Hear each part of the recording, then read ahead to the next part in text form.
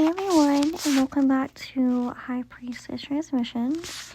So today we're talking about something that people love to romanticize, water down, or straight up ignore.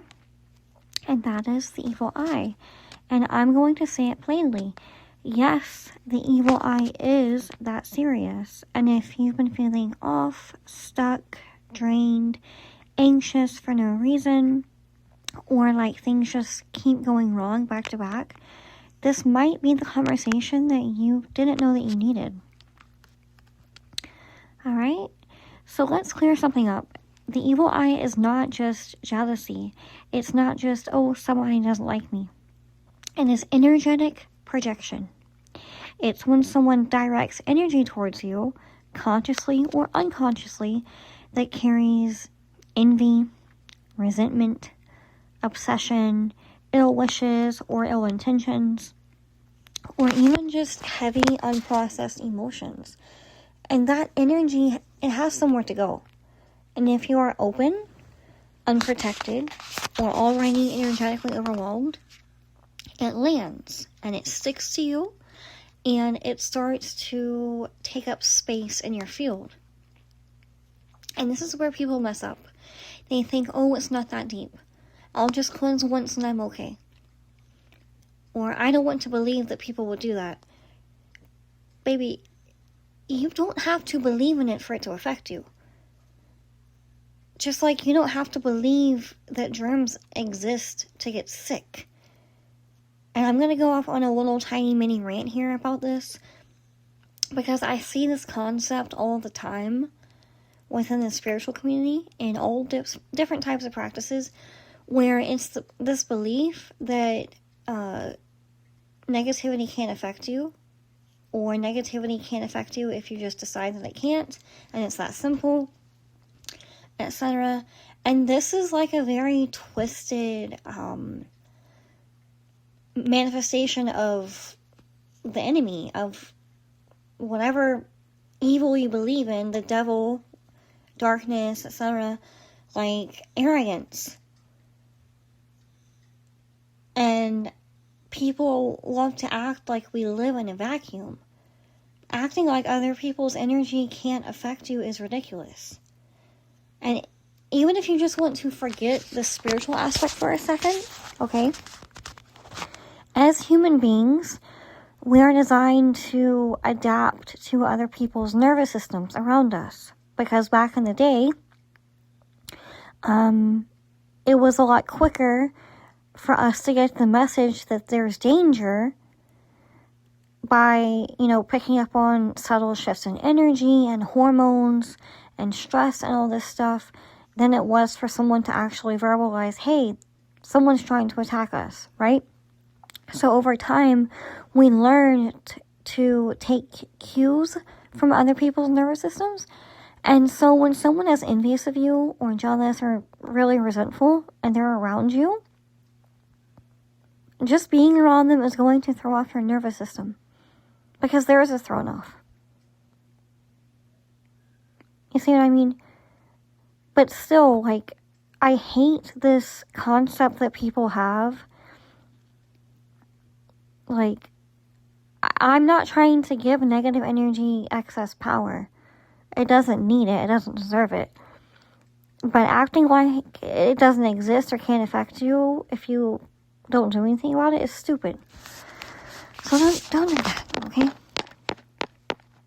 But a lot of spiritually sensitive women, especially the ones that I work with, you're very open. You're intuitive and you feel everything, you absorb everything. And so when people are projecting onto you, you don't just notice it, you carry it. Okay? Now let's talk symptoms, because this is where it gets very real. And the evil eye doesn't always look dramatic. Sometimes it looks like random anxiety or heaviness. Feeling very uncomfortable, very antsy, feeling like you just want to run and hide. Heaviness, joint pain that is not medically diagnosable. Muscle tension and stiffness, especially in the shoulders, the back of the neck, and the lower back area. Also headaches.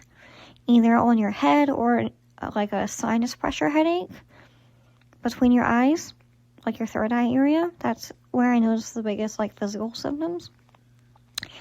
Overthinking spirals that don't feel like yours, sudden fatigue or burnout,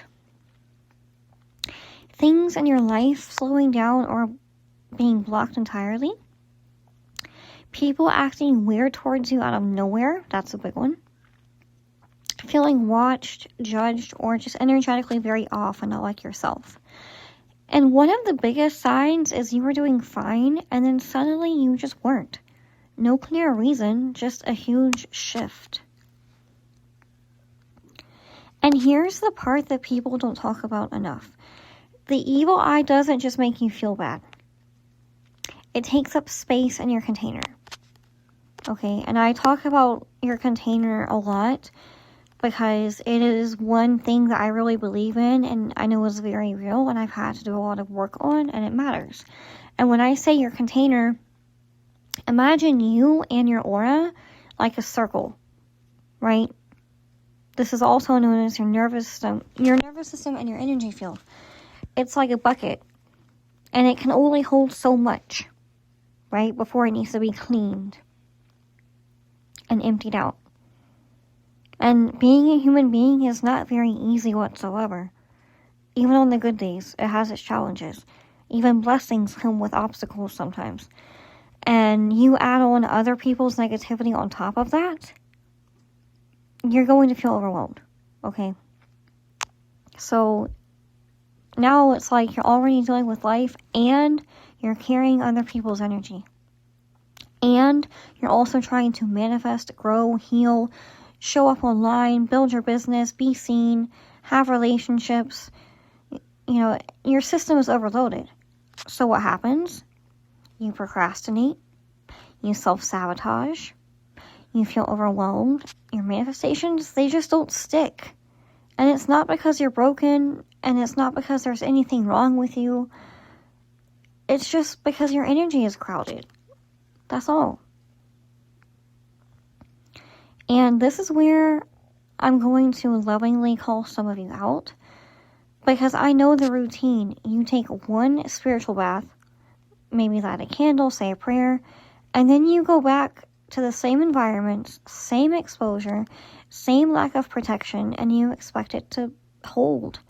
That's like cleaning your house and leaving the windows wide open during a dust storm. Okay, you need a system. Cleansing, protection, awareness, discernment, uncrossing. Not just random one-off as-needed rituals. And what actually works is consistent energetic hygiene, understanding how the evil eye works, knowing how to identify when it's happening versus when it's just your nervous system, protecting your energy before it gets hit. And we're gonna talk about something else right now and go off on another tangent. About the only thing that bugs me as a reader, as a spiritualist, a psychic medium, someone that does divination for other people. As a priestess, I say this all the time, right? I'd say, and I love my clients, especially the good, loyal, amazing, sweet ones. I love y'all with all my heart, and y'all are my family, and I adore you, okay? But still, I'm calling you out. 95% of my clients, and this goes for most spiritualists, they will tell you the same thing. Only get a reading, or only purchase spell work, etc., when things are falling the fuck apart, when things are bad and rough. And many times, a lot of them will wait until it's like nearly beyond repair. And I am not saying by any means to go get a reading every week, or go to a bunch of different psychics, or just be obsessive and a fanatic and fearful. Absolutely not. But something that I wish more people did is do the opposite. When things are going well, and you want things to stay going well, get a reading. Okay? It's not going to hurt anything if you go to the right person. But sometimes prevention is the best medicine. And again, protect your energy before it gets hit. When things are going well, do a protection work. Do your protection prayers with your ancestors and ask them to keep that good energy flowing and teach you how to do so. Okay? Just a little tip. I know someone needed to hear that. And you also need to learn how to strengthen your capacity in a healthy way so that you're not as easily affected.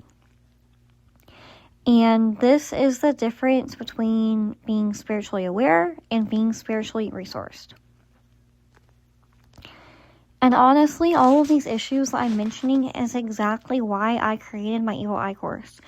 Because I got so tired of seeing women cleansing constantly, still feeling drained, blaming themselves, thinking that there's something wrong with them and they're just too sensitive, when in reality, they were just energetically unprotected and unsupported.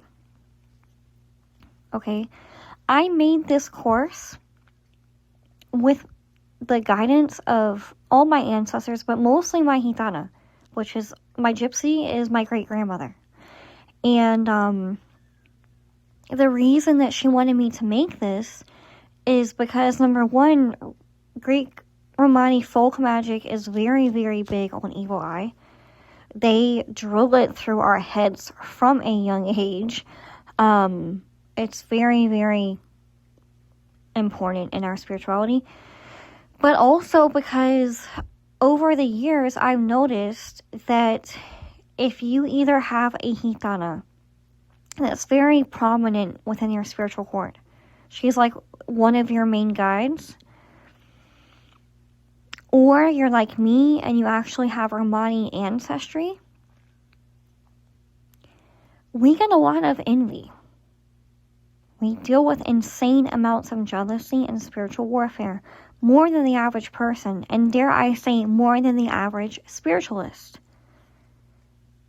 Like, it's a legitimate issue for us, across the board. And she said, well, this is how to fix it. Tell them how to fix it. Okay? And inside this course, I teach you what the evil eye is and how it actually works. How to identify when you're being affected. Cleansing methods that actually remove it and aren't just BS. Protection practices that last. And how to stop carrying energy that isn't yours.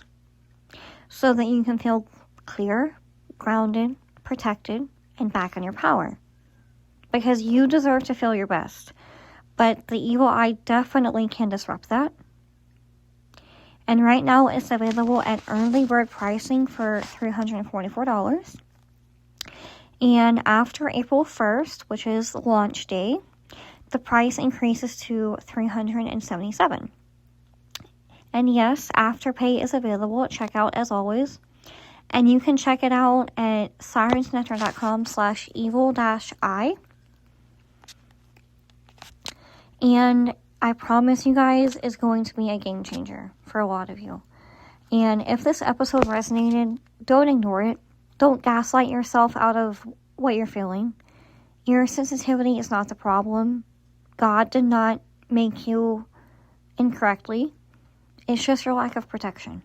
Okay? I love you. Protect your energy. Take care of yourself. And I'll talk to you in the next episode. Okay? Thank you. Bye.